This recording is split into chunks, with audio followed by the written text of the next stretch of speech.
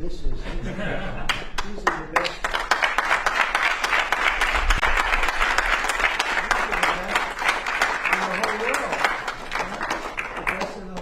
IBM, the whole group, huh? What a wonderful culture and what a wonderful group of people. Thank you very much for coming. It's really nice. Thank you. Come on, I'll slide over here.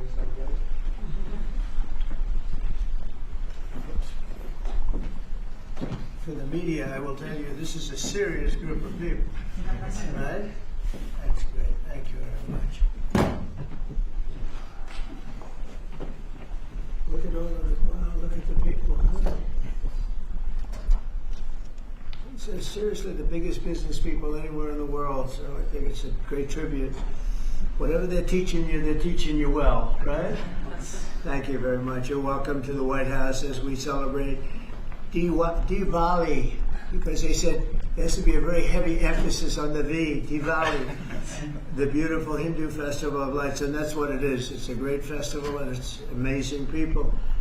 I'm pleased to be joined by the Director of the National Intelligence and a woman that's done a fantastic job, Tulsi Gabbard, wherever you may be, Tulsi. Hi, Tulsi. FBI Director Kash Patel, who's really hitting his stride. Kash, where's Kash? Right here. He is hitting his stride. That's the way we like it. Assistant Attorney General Harmeet Dillon. Harmeet? Right here, sir. Hi, Harmeet. And Pastor Paula White. She's been fantastic. She's been with us right from the beginning. We're greatly honored to be joined by the Indian Ambassador to the United States, Vinay Quatru. And it's very nice. You pronounce it perfectly. Ah, that's right. Oh, I wasn't too far off there. And his wonderful wife. And thank you very much. It's a great honor to have you.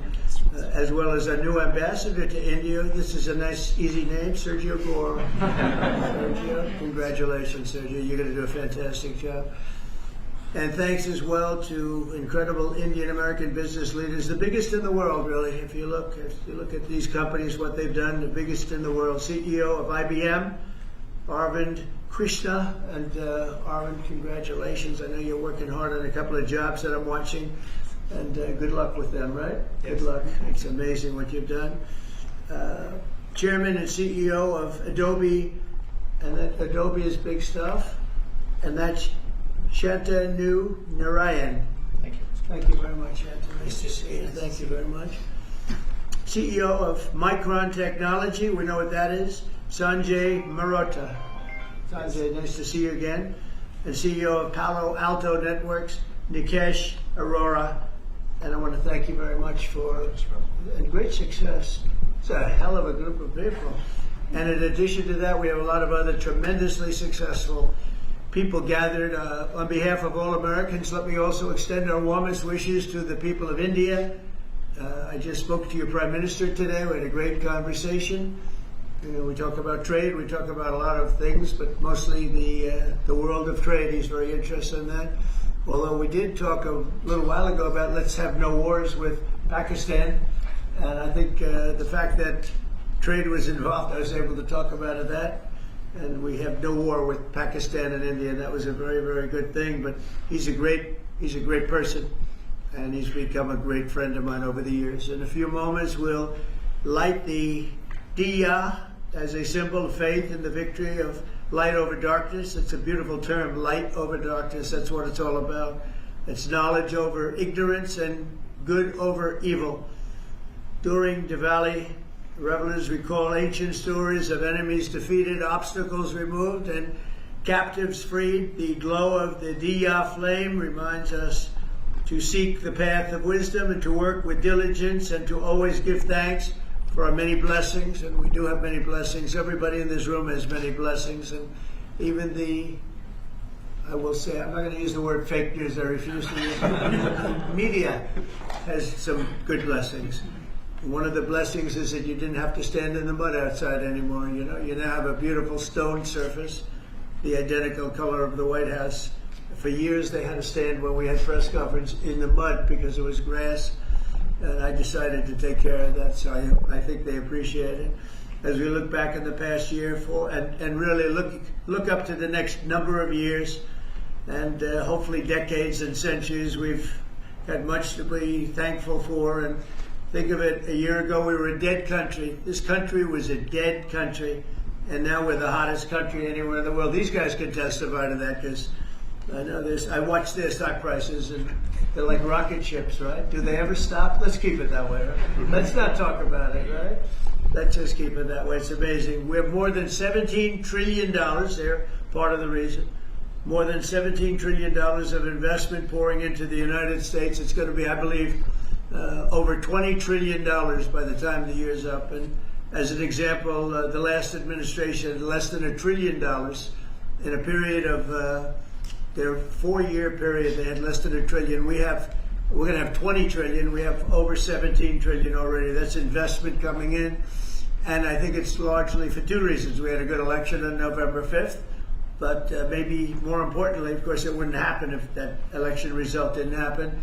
I think much more importantly, we have tariffs that you build in the United States, you don't have a tariff to pay. You build outside and you have to pay a tariff. And we're taking in money at a level that no other country has ever seen. There's never been a country, I don't think, fellas, you agree with that? There's never been a country with an investment in less than a year, actually to be exact, less than 9 months, of $17 trillion, right? And I know you're all participating, aren't you, huh? So that's really good stuff. The economy is roaring, the incomes are rising, and small business confidence is at the highest level in over a decade. So the confidence levels, which means something, they think over the last 10 years, I don't think they go beyond that. We have the highest level of confidence in our economy. Gasoline prices are way down. Grocery prices are way down. Energy prices are way down. Mortgage rates are down. We have a real stiff at the Federal Reserve. I can't help that. But he's going to be leaving soon. And inflation has been defeated. But even though his rates are too high, the economy has been amazing. Our border is secure, totally secure. We had nobody in the last 4 months coming through illegally, which is actually hard to believe because, they give me those numbers, but essentially it would be just about nobody. They actually say zero. That's actually hard to believe you have zero when you had millions pouring across a year and a half ago, 2 years ago, but we have it down to practically nobody. And they are coming in, but they're coming in legally. And we're forging peace all over the world. We're putting America first. We're getting everybody to sort of get along. And I just got a call from the Middle East. We're doing very well there. We have many, many countries, as you know, signed on to peace in the Middle East, and nobody thought they'd ever see that happening. The Hamas situation, where they're pretty violent people, I would say, that we could put that out in 2 minutes. We're giving them a chance. They agreed that they'd be very good, very straight. They wouldn't be killing people, and they have killed people. That wasn't the deal we made, but if they don't honor the deal, they'll be taken care of very quickly, but I'd rather not have to do that. But we have total peace in the Middle East. We have levels of friendship with everybody, and every countries that hated each other now love each other. Nobody ever saw anything like it. I think you guys are pretty surprised over here, right? You're surprised, but a lot of people are surprised. Are you guys surprised? Peace in the Middle East. You've been hearing about it for as long as you've been alive, and it's been a lot longer than that. You're still pretty young, but we have peace in the Middle East. And so as we light the Diyah, we look forward to a new year and a greater peace and a greater everything for all of us. And we want tremendous success, tremendous health. We're doing a lot of things in the world of health, and the autism situation is just crazy when you think of it. And you go back 20 years, it was 1 in 20,000, and now it's 1 in 12. Is that hard to believe? When I hear that number, it's not even believable. And we think we're onto it. Bobby is doing a great job, and Dr. Oz, all of them, they're really working hard. Nobody's ever seen anything like that, and it's been a very important factor for me. I just say you got to focus on that. We think we have a lot of the answers. We've announced a lot of the answers, actually, but we're looking at many things. We've made tremendous progress, and maybe the thing we've done the best on is prices for our drugs. We have favored nations now, where other nations, as you know, were paying a small fraction of what we were paying. And this was for many, many years this was happening. This was set up 30 years ago where we were paying 10 times more, 12 times more, 5 times more, always tremendous numbers more. And I said, we're not doing that anymore. And the drug companies have agreed and the countries have agreed. Now, if I didn't have tariffs, I wouldn't have been able to get it. I said, well, if you don't agree, we're going to charge you tariffs for more than the equivalent amount. And amazingly, everybody agreed. So our drug prices are going to be coming down 100%, 200%, 300, 400, 500% in some cases. A pill that cost $10 in London would cost $120 in, think of it, $120 in New York or any place in this country. A drug that cost $86 in Berlin cost $1,300 in New York and throughout the United States. So we're not doing that anymore. So we're just not doing it anymore.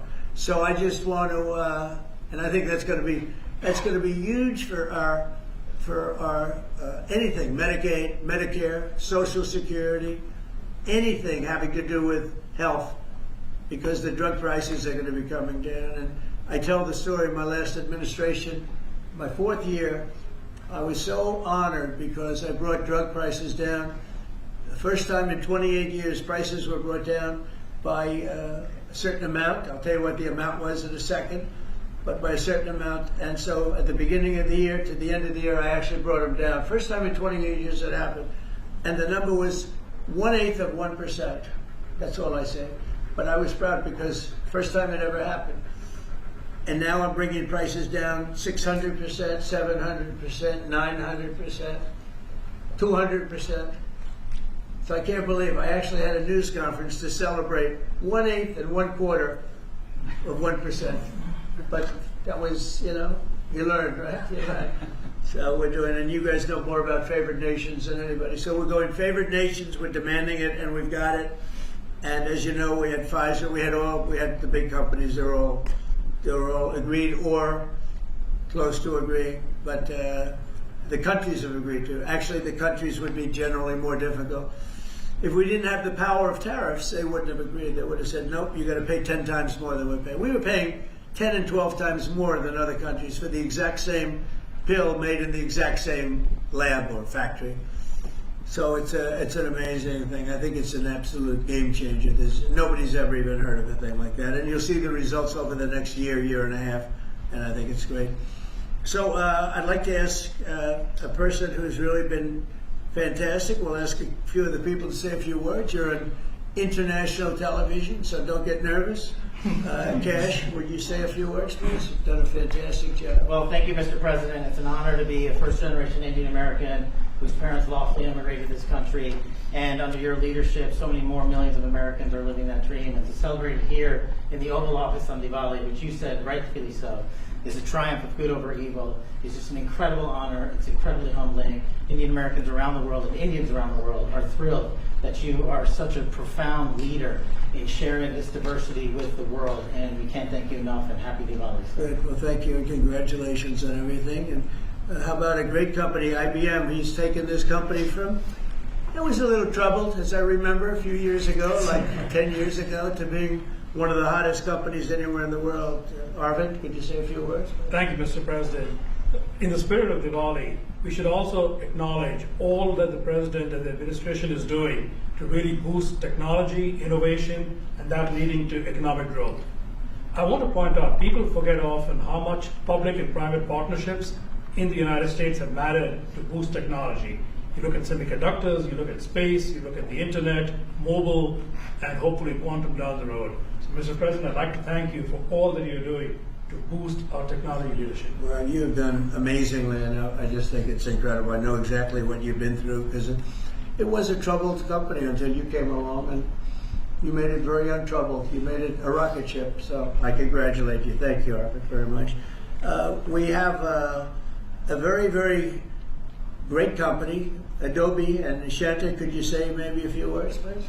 Sure. Thank you, Mr. President. And first, it's such an honor, to be here in the Oval Office and to celebrate Diwali, which for all of us growing up, as you pointed out, was, the victory over, triumph over evil, light over darkness. I think what you're doing, Mr. President, to have peace and prosperity and investment in this country is just amazing. And as a company, I think hopefully everybody here is using Photoshop in order to, take all these pictures. But I would really like to thank you for your leadership, and we will continue to invest in the U.S.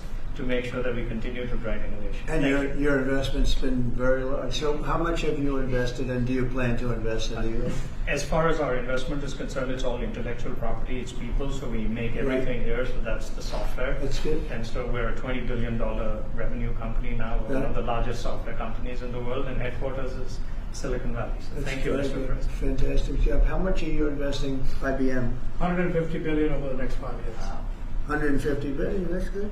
Micron's doing pretty good. How's Micron doing? Okay, pretty good. Mr. President, really a great honor to be here today celebrating Diwali with these excellent peers of ours from the tech industry. And Diwali stands for light, hope, renewal. And the United States is light to the rest of the world. And particularly on the renewal piece, I just want to really applaud you and your team in terms of bringing Renaissance semiconductor manufacturing here to the U.S. So Micron is investing $200 billion, $200 billion. $200 billion in leading edge memory manufacturing, and in the course of next few years, we'll have 40% of our manufacturing here in the U.S. And this will add, over the course of years, 90,000 jobs and $1.5 trillion impact to the economy.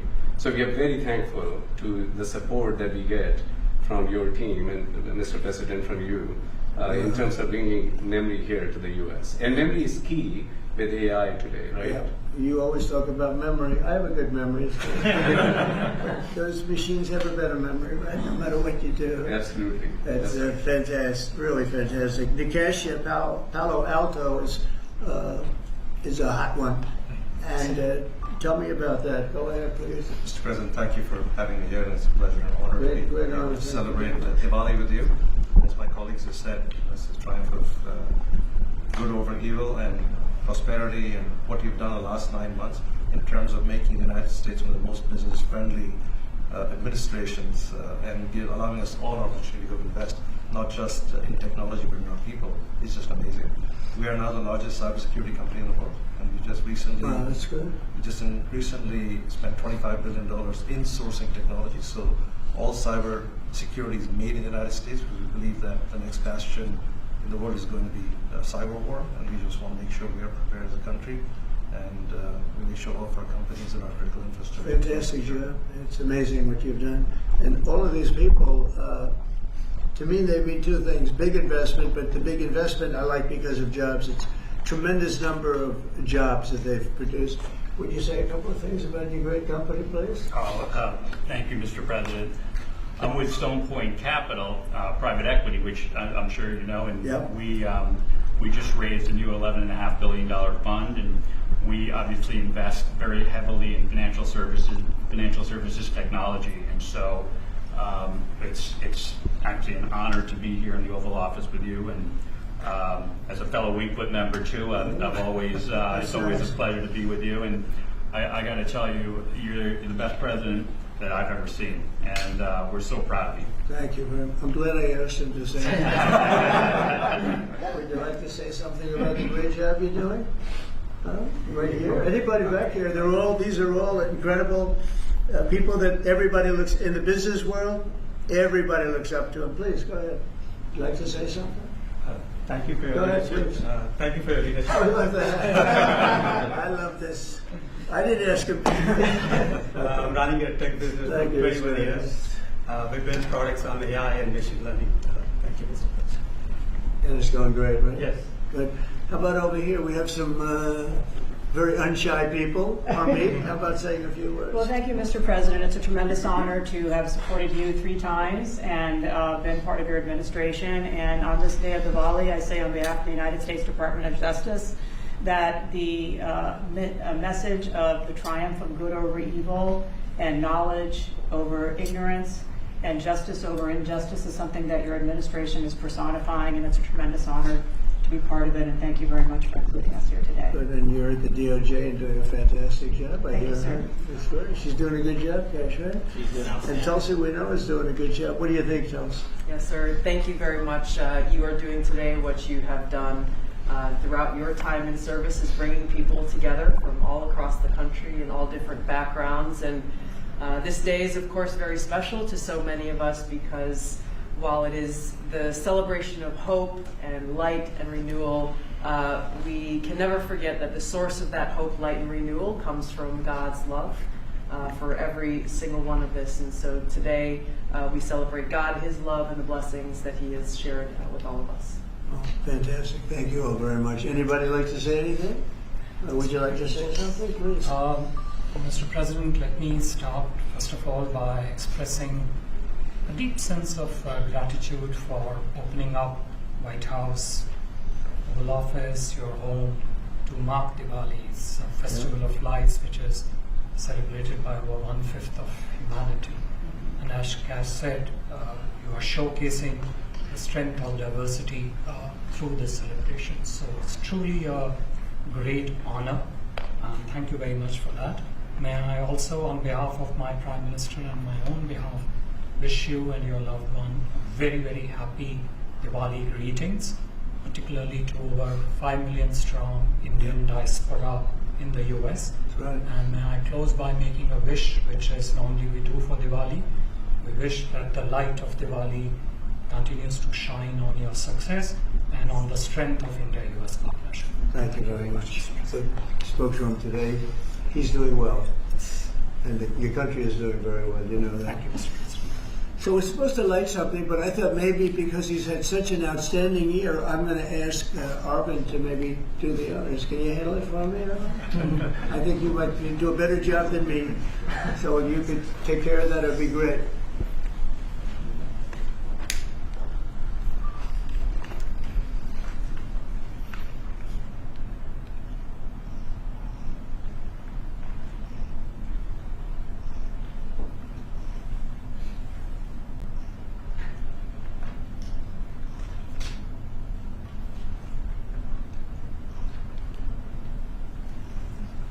Well, he's done a good job. I didn't know you were supposed to do that. I'm glad I asked him to do it.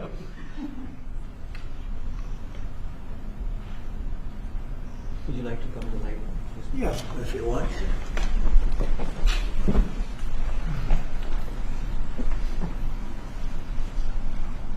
Okay.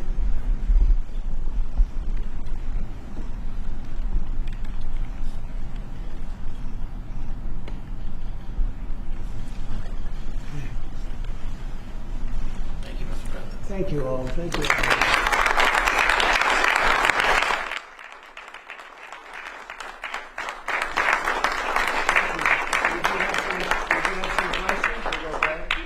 Mr. President, the meeting with Vladimir Putin is canceled or put on hold. Do you know what happened there, and does that affect your decision whether or not to send tomahawks? to No, Ukraine? no, I don't want to have a wasted meeting. I don't want to have a waste of time, so I'll see what happens. But we did all of these great deals, great peace deals. They're all peace deals, agreements, solid agreements, every one of them. But this one, and I said, go to the line of battle, the battlefield lines, and you pull back and you go home, and everybody take some time off because you got two countries that are killing each other. You got two countries that are losing 5,000 to 7,000 soldiers a week.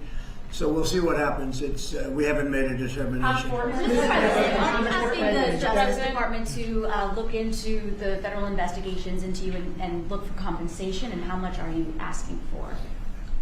Who's asking for what? Are you asking the Justice Department to pay Whose you compensation for Whose compensation? your federal investigations into you? Are you asking them to pay compensation, and how much? Into me? I don't get any compensation. I do it for nothing. I gave up my salary. Into me? No, it's going to be the Justice Department. Are you asking them to pay you compensation for the federal investigations that happened to you? And how much are you asking well, for? I guess they probably owe me a lot of money for that. Probably, yeah, that's true. That's very interesting. No, I get no salary. I gave up my salary. It's a good salary. Not as much as these guys make, but that's okay. It's a lot of money. And I don't, as you know, I didn't take it in the first 4 years. I'm not taking it in these 4 years either. But as far as all of the litigation and everything that's been involved, yeah, they probably owe me a lot of money. But if I get money from our country, I'll do something nice with it, like give it to charity or give it to the White House where we restore the White House. And we're doing a great job in the White House. As you know, the ballroom is under construction. It's going to be, they've been trying to get it for 150 years, and it's really, I think it's going to be fantastic. But we'll see what happens. I mean, we have numerous cases having to do with the fraud of the election, the 2020 election, and because of everything that we found out, I guess they owe me a lot of money, but I'm not looking for money. I'm looking for really, I think it's got to be handled in a proper way. If it's not handled in a proper way, we don't want it to happen again. We can never let what happened in the 2020 election happen again. We just can't let that happen. And so the way we go, I know Keisha's working on it, everybody's working on it, and certainly Tulsi's working on it. We can't let that happen again to our country. Look at what's happened where you have millions of people being allowed to come into our country, all because of a crooked election, where they come from prisons, they come from jails, they come from mental institutions and insane asylums, they're drug dealers. The people that they've allowed to come into our country, we cleaned them out in Washington, D.C. We have a very safe capital right now. We have a capital that's as safe as it can be. But I don't know. I mean, you'd have to ask the lawyers about that. Mr. President, what did you hear from the Kremlin, Mr. President? A comment and a question, please, for you. First of all, you have just 1 billion plus hearts around the globe, including in India, by celebrating the Diwali in the White House right here. And my other comment is, Mr. President, I like his question already. In February, you and the White House staff gave a warm welcome to the Prime Minister of India, Mr. Narendra Modi. And after that, I decided to make a short trip to India for you, how popular you are in India. And I went there in a holiest also festival there. Millions of people were there. And also Prime Minister Narendra Modi was addressing a media event, 5,000 people. I was one of them there listening to him. And when I went to several states in India, what I found out, Mr. President, 3 people are most popular there. Prime Minister Narendra Modi, President Donald Trump, Mr. Kash Patel, and also with the surprise, our White House Press Secretary, Caroline Levitt. She's doing good. She is doing good. And Mr. President, my question is, you had a great relationship with the people of India when you visited India, and with the Prime Minister of India, Narendra Modi, and also with the Indian American community. Where do we stand today, all those relations from 45 to 47 in the future, Mr. President? Please, thank you. Well, we stand great, and the people of India, I love the people of India, and we're working on some great deals between our countries. I spoke to Prime Minister Modi today, as I mentioned before, and we just have a very good relationship. And he's not going to buy much oil from Russia. He wants to see that war end as much as I do. He wants to see the war end with Russia, Ukraine. And as you know, they're not going to be buying too much oil. So they've cut it way back, and they're continuing to cut it way back. Mr. President, what did the Kremlin say? Mr. President, an appeals court recently ruled that you can send the National Guard into Portland, Oregon. Do you feel unfettered to send the National Guard into whatever city you want now? Well, I guess that was the decision. I can send the National Guard if I see problems. I looked at Portland over the weekend. The place is burning down, just burning down. We weren't there. We didn't spend much time there because we were waiting for that decision. But the court, maybe that influenced the court. But you look at a place like Portland, it's ridiculous when they say that there's no problem. The place was on fire over the weekend. But we won the case in Court of Appeals. I think it was the Ninth Circuit, so that's pretty good. And a very strong opinion that we have the right to use the National Guard. You would think that would be common sense. We have the right to use the National Guard to put out trouble. Well, that's how I got elected. one of the reasons I got elected. Yes. Mr. President, what changed your mind after talking to Vladimir Putin between then and now? Why did you think that a Budapest summit might be wasted time? Well, I didn't say anything. I didn't say it would, and you never know what's going to happen. But a lot of things are happening on that front, on the war front with Ukraine and Russia. And we'll be notifying you over the next 2 days as to what we're doing. Did you hear something? A lot of things are happening. Did you hear something? I think we're going to get it solved. Yeah, please. Mr. President, on Ukraine, do you still see a chance for a ceasefire? And what is Putin asking for? Do you still see a chance for a ceasefire? And what is Putin asking for? I do. It's a vicious war. It doesn't really affect us. We sell equipment to them. We sell equipment to NATO, and NATO gives it to Ukraine, but we don't pay anything anymore. Biden spent $350 billion. The war would have never happened if I were president. Would have never, not even a million years. And Putin knows that too. Would have never happened. But it did happen, and I came in, and I have to see if I can put it out. But it doesn't affect us because we're not losing soldiers there. Although, when I first came in, that could have ended up, it's not going to happen, but it could have ended up in World War III. That was really out of control. So now it's they're shooting and they're killing people, and I think Putin wants it to end, and I think Zelensky wants it to end, and I think it's going to end. What is that? Is that that he reached out to you about meeting on the government shutdown? Will you meet with him before you leave for Asia on Friday? Well, I will actually. I'd love to meet with them. I just want them to open up the country first. The country is so hot right now, and they've never voted against continuation. They've never voted against. They've never done that. They're doing this because they have Trump derangement syndrome. But I would love to meet. I would like to meet with both of them. But I set one little caveat. I will only meet if they let the country open. They have to let the country open. The people want to go back to work. They want to be served. They need the services of some people, and a lot of people need the money, the payroll. So I'll do it as soon as they open up the country. I'd like to meet. So you won't meet with them, Mr. President? Just to be clear, you won't meet with them until the government's open. The government has to be open, yeah. The government has to be open. You know how long it would take for them to do that? Just say, okay, government's open, that's it. There is nothing. They're not negotiating. What they're doing is saying they lost the negotiation when we got the great big beautiful deal done. They lost that negotiation. Now they're saying, well, we want to get some of the things we lost. But the problem is the things they lost are very bad for our country.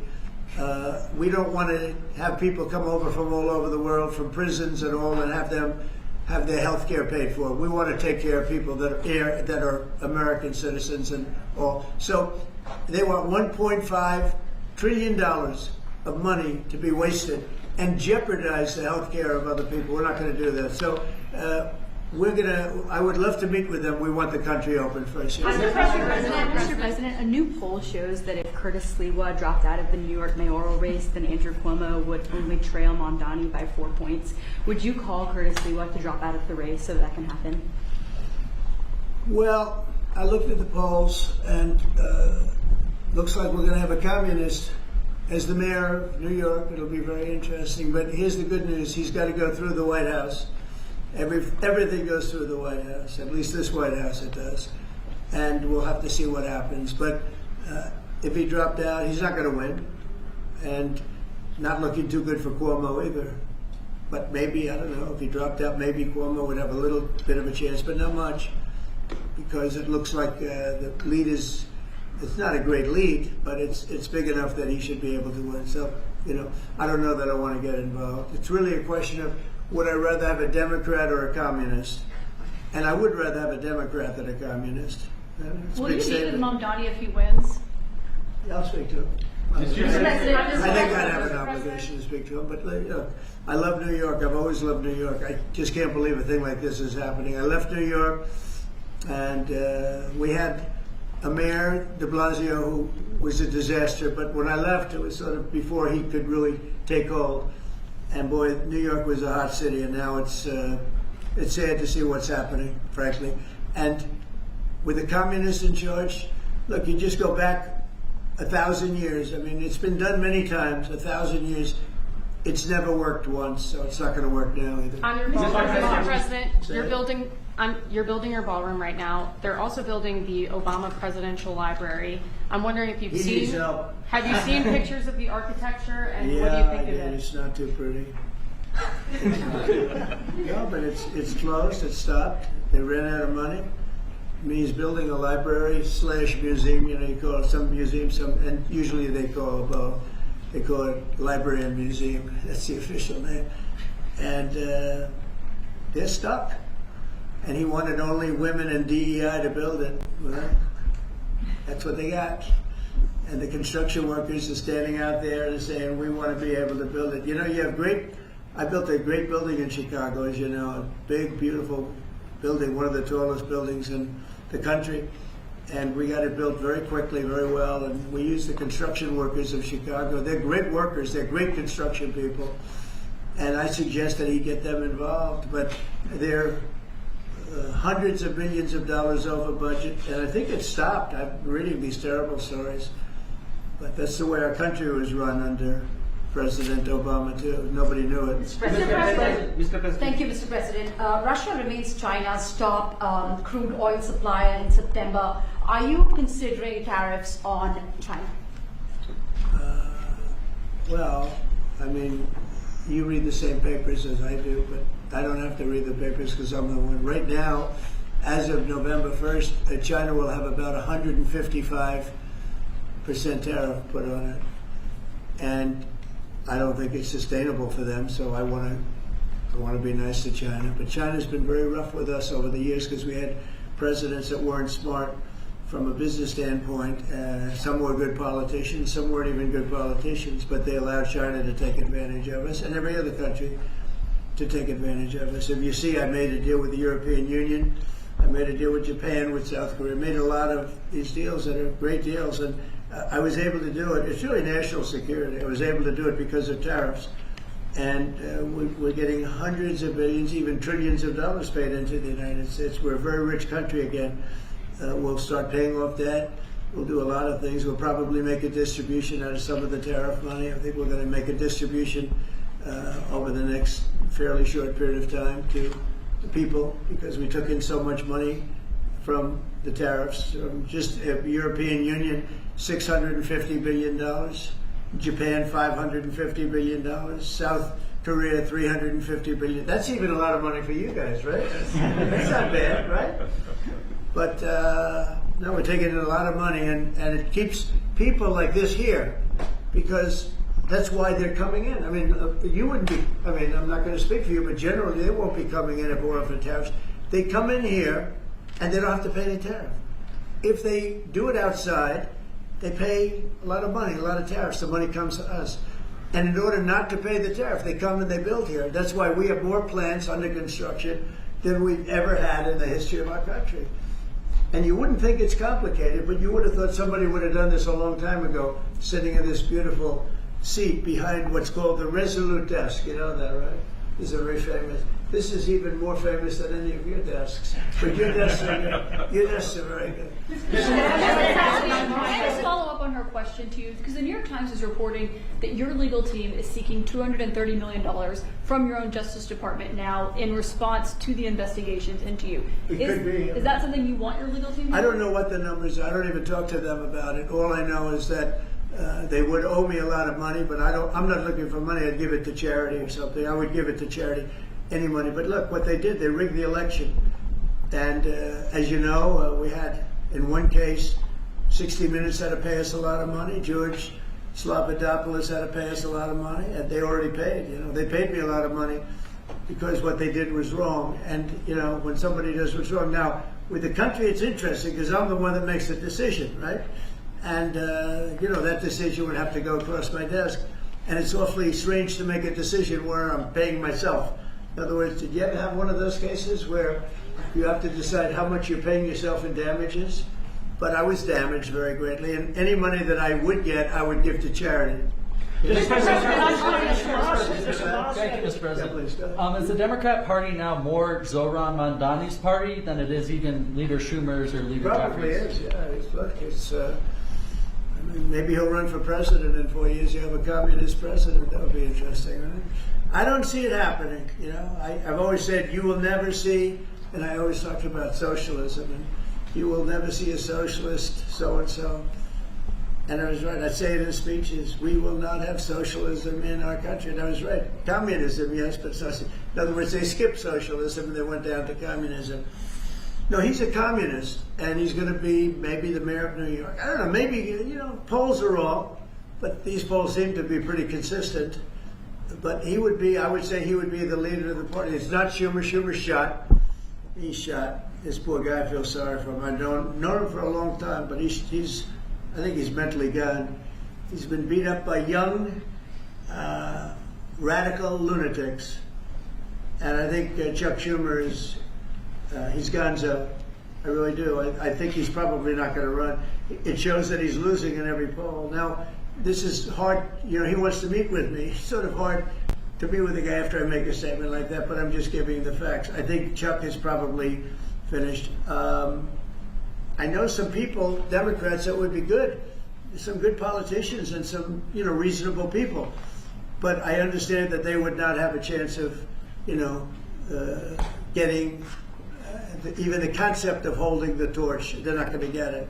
But they have some people that I really believe they're low IQ people. They're stupid people, and they seem to be leading the party.